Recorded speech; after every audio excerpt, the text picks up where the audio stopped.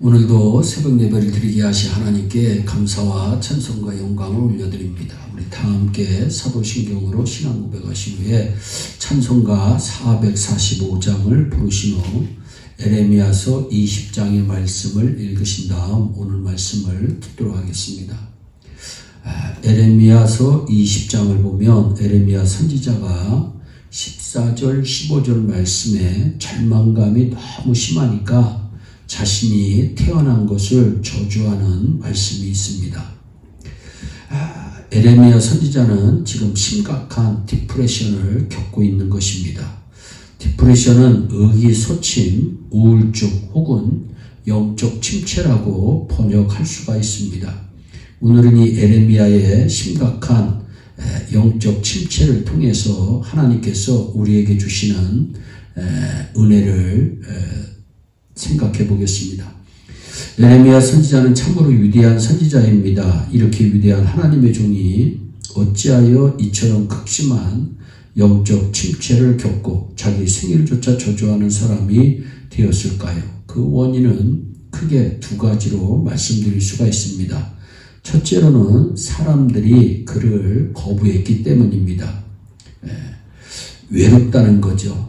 에레미야는 대중의 인기를 얻지 못했습니다. 그것은 단지 하나님께서 전하라 하신 메시지를 그대로 전했기 때문입니다. 하나님이 전하라고 한 메시지의 핵심은 8절에 나옵니다. 사람들은 축복의 메시지를 좋아합니다. 그런데 유다 백성들은 죄로 말미암아 바벨론의 침략을 받게 되고 또 폭력을 당하게 될 것이며 결국 유다는 멸망하게 될 것이라는 메시지를 누가 좋아하겠습니까? 에레미야는 나쁜 일을 한 것이 아니라 의로운 일을 했음에도 불구하고 세상에서 완전히 소외당합니다. 그래서 에레미야에게 영적 디프레션이 온 것입니다. 둘째로는 관계 때문입니다. 에레미야는 세 종류의 관계에서 어려움을 겪습니다.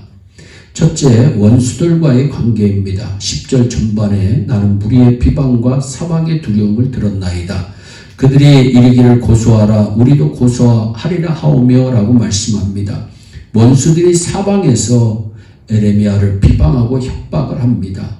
얼마나 힘들겠어요.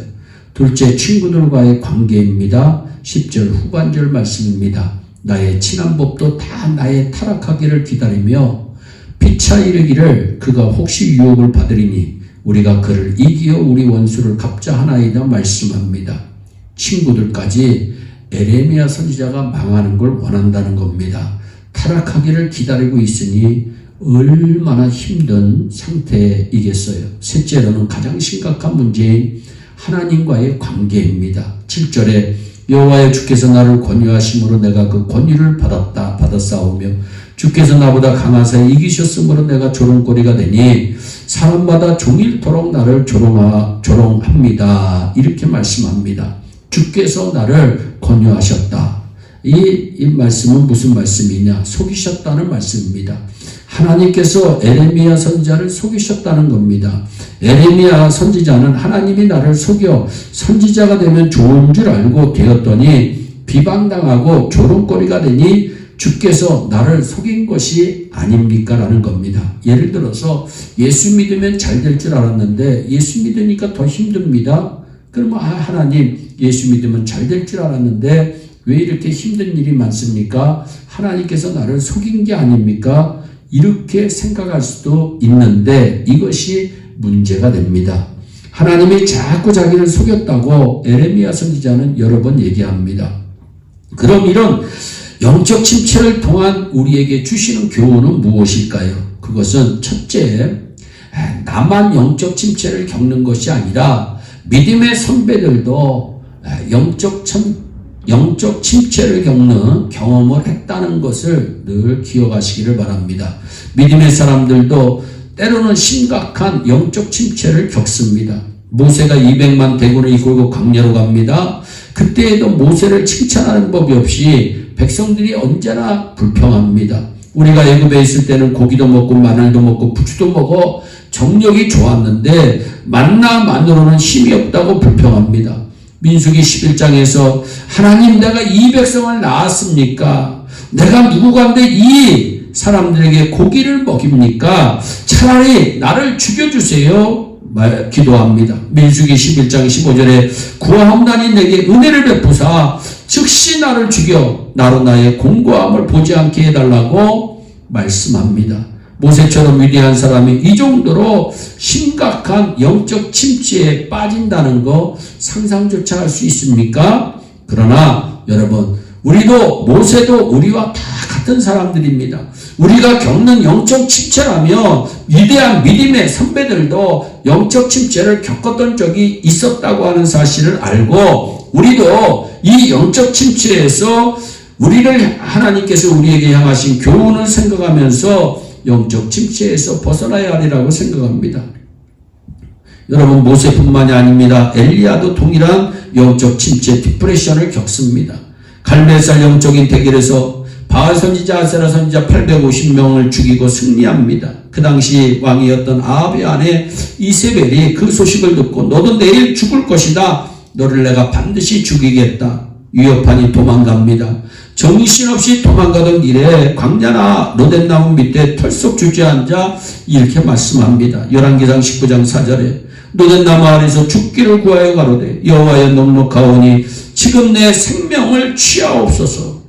엘리야 선지자도 큰 영적 침체에 빠졌던 적이 있습니다. 다윗도 마찬가지입니다. 내 영혼아 네가 어찌하여 낭망하며 어찌하여 내 속에서 불안하여 하는고 너는 하나님을 바라라. 그 얼굴을 도우시는 하나님을 의지하라고 수없이 시편에서 반복해서 말씀합니다.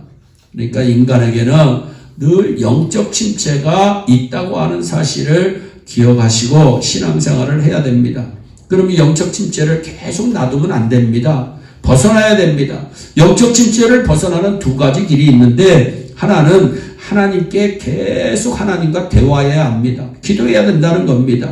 에레미야 선지자는 아무리 눌려 있어도 하나님께는 계속 기도했습니다. 에레미야서 20장 7절로 12절에 보니까 에레미야가 자기 생각을 하나님께 기도합니다. 하나님, 저를 속이셨습니다. 하나님, 제가 이렇게 사람들에게 온통 비방거리가 되었습니다. 사방에 두려움이 있습니다. 하나님, 제가 여호와께 저희의 사정을 아뢰사오니 나의 원수들에게 복수하여 달라고 자기 마음에 일어난 생각을 하나님께 기도합니다.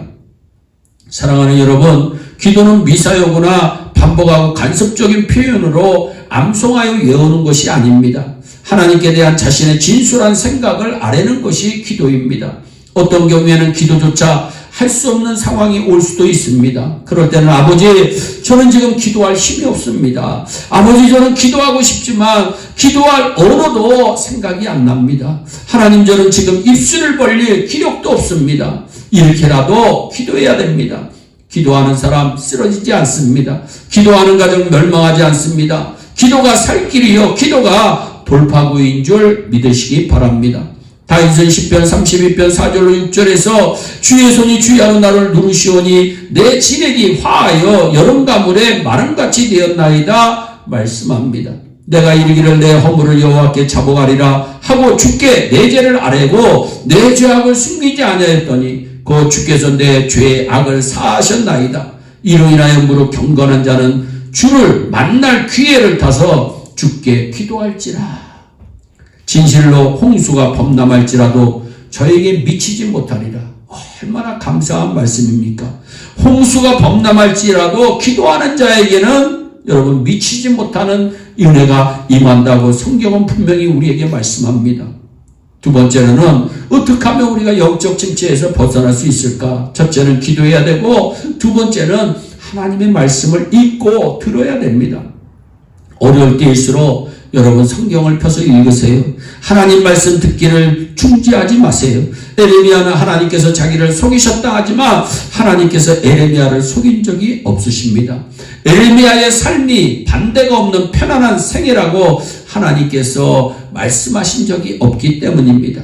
에레미야서 1장 19절에 보세요. 그들이 너를 치나 이기지 못하리니 이는 내가 너와 함께하여 너를 구원할 것임이니라 여호와의 말이니라. 세상 사람들은 에레미야를 친다고 성경은 분명히 말씀합니다.